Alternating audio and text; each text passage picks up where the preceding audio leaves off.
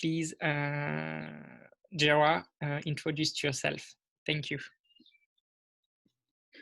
Okay, hello everybody. My name is Gerhard or Gerard, no matter. A few years ago, I founded or co-founded an international-oriented innovation platform, which we called I4X, stands for Innovation for X.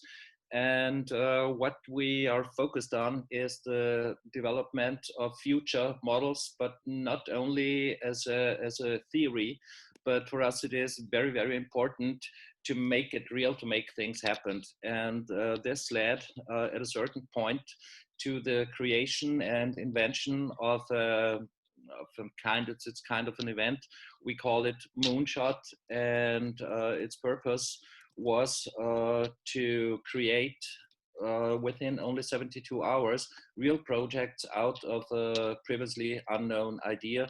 And we create this as kind of a human supercomputer with around about 100 or up to 150 real experts from different fields. So you can imagine it like you drop in with an idea, you get the moonshot process, and you go on with your own ready and marketable company.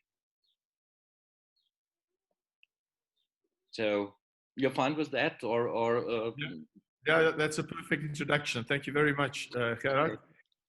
So just with the discussions, and thank you for joining a bit earlier. We've been discussing, for example, we were saying, well, what solutions can we implement?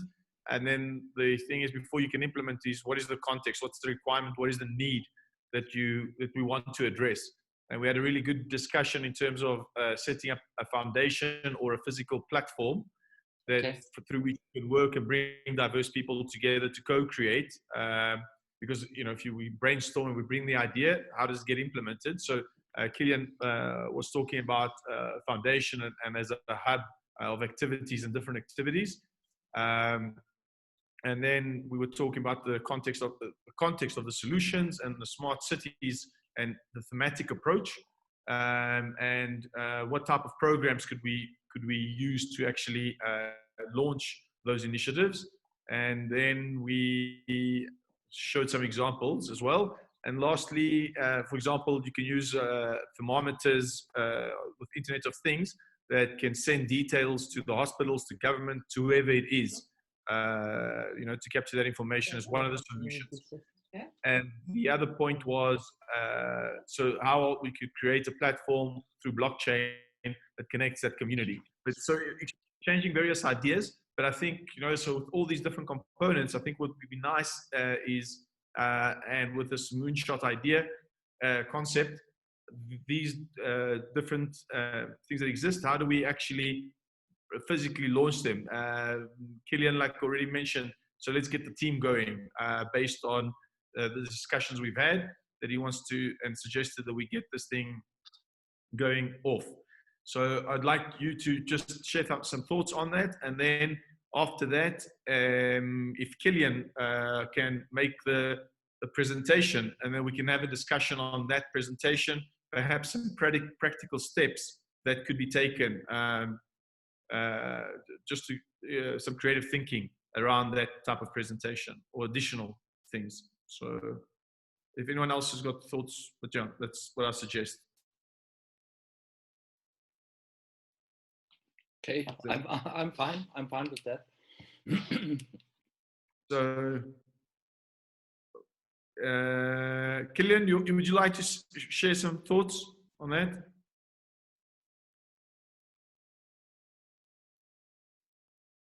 Sorry, I was actually having lunch at the same time. Now I'm back. Okay. Welcome back. Hi. Okay. And I think, and also for those who may have joined since then, we're talking about the need to look at people on the move from a different aspect, from a different perspective. We need to move away from looking at those as a new species who's just landed on Earth and in the middle of places and so on. They're part of an interconnected world, which, however, despite all the connections, is not as connected as we would think and hope for in the 21st century. So there's an absolute need to create the tools and instruments so that people from different backgrounds and from different ideas with the solutions for what I would call rather opportunities rather than needs. Needs is negative. Demands are negative. I mean, it's much more an opportunity which needs to be seized and developed together. Moving away from the geek and the geek world, and where people sort of constantly have solutions for somebody else. It's a question of how we create solutions together and with each other, with different aspects, with different perspectives, with different backgrounds. And again, keeping in mind that out of the 7.5 billion people or so on Earth, most people are not as digital as we think for the moment, but there are examples of where that has happened. I mean, I'm looking at Rwanda, for instance, as an example where, I mean, I would say a rather robust government, to be gentle, has actually created a world in which suddenly, because the man has said, the leader has said, well, if we continue that way, and being in an overpopulated poor country with subsistence agriculture as the background, we will kill each other again. So we need to move into the next millennium, and so every single village in Rwanda is gradually being connected to a cable network and so on and so forth. So here in that context, we need to look at this as well. What are the tools to help Lesbos, including currently, and hopefully that will reduce at some point, 25,000 newcomers. How to connect Lesbos also with the 21st century, to connect Lesbos with the ideas, the tools, the technologies, and actually work together on these opportunities an island in the Aegean and the Mediterranean has, regardless whether it's Greek, Turkish, Tunisian, or Italian, or whatever. So we need to look at that, of how to vitalize and how to enable things to happen there, which should be happening anyway. More sustainable ways of energy generation, waste management, environmental issues, a more responsible tourism, jobs of the future, etc., etc. So that's where we were in the last discussion in a way, and that's where we need to continue working on the instruments of how to make that happen. How to make that co-creation happen. And I think we're seeing different tools, different instruments emerging. We talked about sort of an immediate use of the multitude of virtual platforms and so on. Again, my concern is that not everybody feels comfortable with this and has access to this, and it's again sort of a limited community usually. There was my proposal to move that and really anchor that underground at the beach, ideally in Lesbos, with a location where we build bridges, where all sorts of people can come together, and it's not limited to one or the other sort of groupings and typology of people. Yes, it will be about digital nomads, it will be about startups, but it will be also how basically the olive tree grower from Lesbos can actually go in there and thinks that it's interesting for him that there is new ways of looking at olive processing. By the way, my lunch was prepared with salt from Lesbos. Salt, yes. Really? More than Lesbos. That's from Kaloni. That's fantastic. That's in Tunisia, out of all places. Yeah, I brought it back from Amsterdam. So I mean, that's again about global connectivity. Love of Lesbos. Lots of Lesbos. Lots of Lesbos is here in Tunis with me. Fantastic. So I was thinking about this when I was putting my salt on my turkey breast. So I mean, anyway, so that's sort of the first two instruments we have been discussing, and I think it is now time that maybe Gerard talks about the concept of co-creation in an accelerator, which is in fact the moonshot concept. And then, of course, all of these things need and can and must flow together, and build up that sort of that interconnectivity between the many things which are going on, taking people out of their silos, breaking up these barriers, building these bridges, and that is, I think, the task we are here together to discuss in this forum. Perfect. Thanks for setting that up, Kilian. Perfect.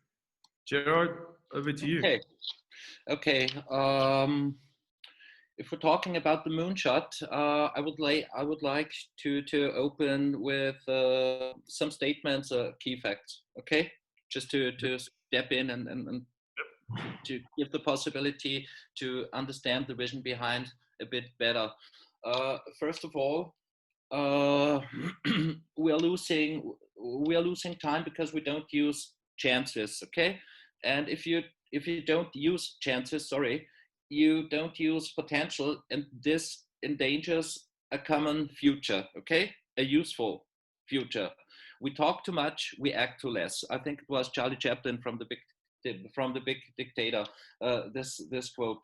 A few years ago, I think almost 4 years ago now, we were thinking about creation and co-creation, because we understood that on one hand there is, sorry to use it, Kilian, it's your quote. It's always about demand and supply, and that's crazy because there is lots of demands, there is lots of supply, but the problem is you cannot really connect it together, which is freaky, because if you look at this, this smartphone could potentially connect 7.5 billion people, okay? But this don't happen. So we approached it as follows. We were thinking about all those big ideas which would provide impact, okay? So why does this impact not happen? And the answer was because we lose time and we don't use the potential. And so we thought, what would be if we had this one big idea, and our job was to create a marketable company out of it, because economical issues are always somehow the leverage. Okay, if you want something to happen, there's always some kind of economy behind that. Okay, and so we said, what does a company consist of? There is marketing, there are human resources agenda, there is a product, there is a philosophy, and so on and so on. And so we said, let's try to combine all the expertise you need in one place for only 3 days, and just let people work. Let them unleash their potential and make them to work on just one job. Just around the core of an idea. And so we did that for the first time back in 2017, and it was a huge success, because if you just let people do what they want to do and what they can do, something great will happen. So that's basically the idea behind the moonshot, and do this under certain rules. Probably the most important is all are equal. No one is responsible for one task alone, and so on. Yeah, and what we learned about this is that you can connect people and you can merge them for a certain period into a human supercomputer, which is not only a knowledge computer, but which is also a very emotional computer. And if you do that, you can understand what creation really means.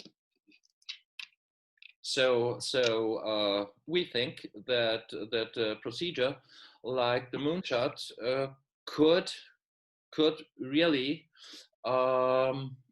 could really change the world or a certain area, and that's the point.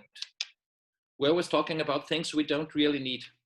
What we need is we just have to meet up. We have to work on a solution, and we can do everything. So, Can I add something on this?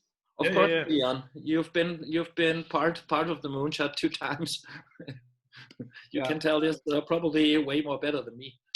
Okay, I mean, what is the fascinating thing is that you bring together in this concept, and I've experienced this myself, a couple of times, actually 3 times, that bringing the expertise together. This is what I call as well the global brain. There's another concept we're working on, which is the global brain. I mean, a child learns how to walk because there's more and more connections happening in the brain. And so in that sense, how do you promote these connections to take place? How do you speed up that process? I mean, learning, extreme learning, for instance, which is, by the way, something we're using with one of our partners in coding as well, extreme learning, where you really immerse everybody in the subject for a while, bringing here different aspects together in one room. And in the case of the moonshots, Gerhard and the team have been organizing up to 100 people who bring their brains together into one brain. And so again, I mean, if you transmit that or translate that into the global perspective, so how do we build a global brain of interconnectivity so that the child, which is the globe, walks better and functions better and becomes more sustainable? Looking at that, what Gerhard and the team have been doing in the context of startups and new ideas, it also occurred to me that this is, in fact, an issue we have in the so-called development world, where the development agencies, humanitarian agencies, governments, and so on, have usually a silo approach to things. There would be an assessment of the situation and working on a problem or a situation from one aspect. You would look at whatever, small and medium enterprise revitalization. You would look at agriculture. You would look at energy and so on. And that happens in isolation. Very rarely you would find a holistic approach, an area-based approach, let's call it like that, where you bring in all the different aspects and the interconnectivity between the different aspects.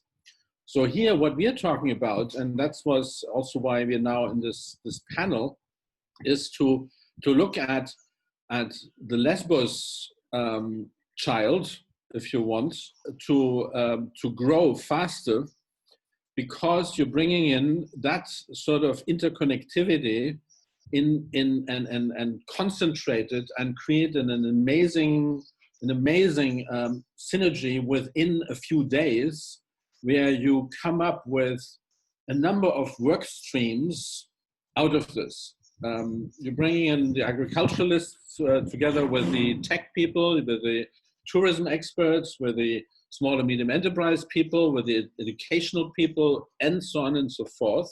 And out of this, you come up with a more holistic, sort of very concrete set of actions which you can pursue. We are doing this currently, and we are looking into that as well in southern Tunisia, in an area which is totally depopulated, again, very, very challenged by environment and so on. It's the same thing. Bringing in different expertise from different aspects, and actually keeping in mind the overall goal, which is, well, there is a space which deserves actually solutions which are available. And that's the idea why, in fact, there is a suggestion to do that again, and we should see this in connectivity with the other proposed instruments we have been discussing, to do that in Lesbos as soon as possible, so that there is actually there's a comprehensive, let's call it a plan, coming out of this with very concrete projects in the different fields. Excellent, Kilian. I absolutely love that, and I would like to suggest perhaps maybe if you would like to make the presentation with the thought that the baby, if you like, is the Lesbos as a tech hub. Tech hub is broad, but with your presentation, it can be more focused. And as you said, there's various angles to it. I mean, Lesbos has got an incredible agricultural sector, the tourism sector, and many other sectors. And even from the green economy perspective, the university has got a department of environmental department, and also of geography with the ocean. Anyway, so they've got some and the Department of Technology, and yeah, so they've got certain departments that are, if you like, certain fields that having their buy-in, and if you speak with the university and get their buy-in on for this, and obviously with the mayor and or the premier, this moonshot would be an amazing project to do and look to implement this presentation that you've put together, which is Beach Hub Lesbos. So yeah, you go ahead and present it. And then Dimitri, after that, you can get some thoughts, or just to go back to Gerard, and then Dimitri some thoughts, and we can discuss that then. And again, this is on a local level. The question is, these technologies, that if they do come and we implement them on Lesbos, given the massive problems and challenges that we have, the thinking is, how do you take those solutions across Europe that have impact? And that will be the next panel discussion, because we're saying we want to have a network of co-working spaces that look to exchange best practices and ideas and learnings from one another. So